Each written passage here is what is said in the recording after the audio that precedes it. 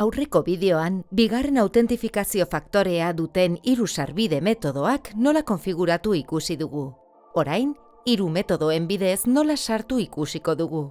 Horretarako, edukaren kontuan sartu behar zara ohiko erabiltzailea eta pasahitza erabiliz. Ageri den leihoak gure erabiltzailea erakutsiko du. Horrez gain, erabilera bakarreko kodea mezua, hasi saioa botoia eta bean saiatu beste modu bat ageriko dira.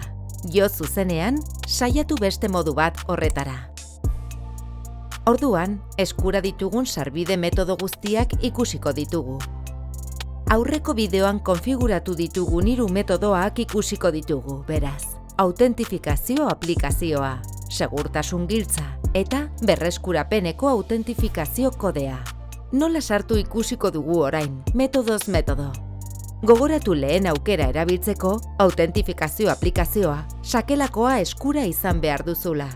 Klikatu autentifikazio aplikazioa. Ageriko den leihoak erabilera bakarreko kodea eskatuko du. Sakelakoan instalatu dugun autentifikazio aplikazioa irekiko dugu.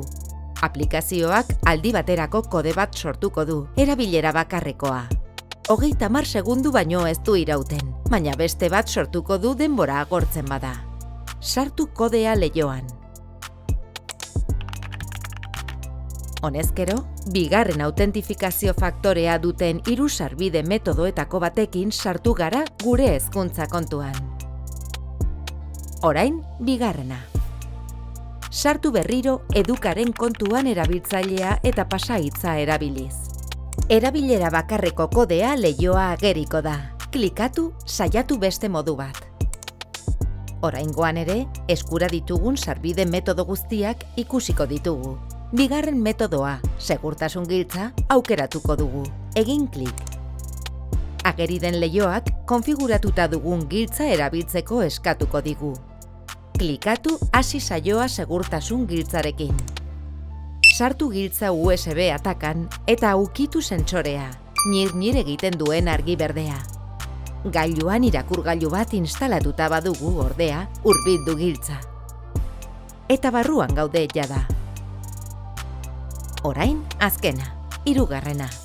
Sartu berriro edukaren kontuan erabiltzailea eta pasahitza erabiliz. Erabilera bakarreko kodea leihoa ageriko da. Klikatu saiatu beste modu bat. Joan ohiko menura, erabil ditzakegun sarbide metodo guztiak agertzen dira. 3. aukeratuko dugu orain, berreskurapeneko autentifikazio kodea. Egin klik. Behin sarbide metodo horretara sartuta, leiho bat ageriko da eta konfigurazioan deskargatu edo inprimatu ditugun erabilera bakarreko kodeetako bat eskatuko digu.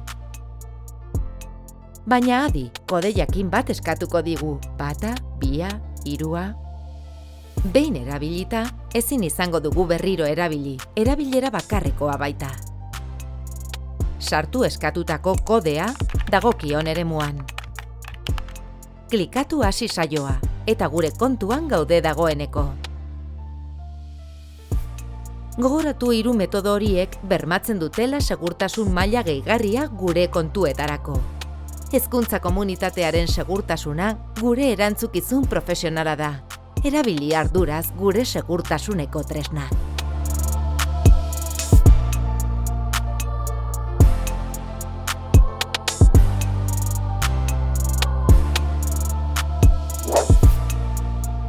Gobierno de Navarra. Nafarroako gobernua. Navarra, una forma de funcionar. Nafarroa, gauzak egiteko dugun modua.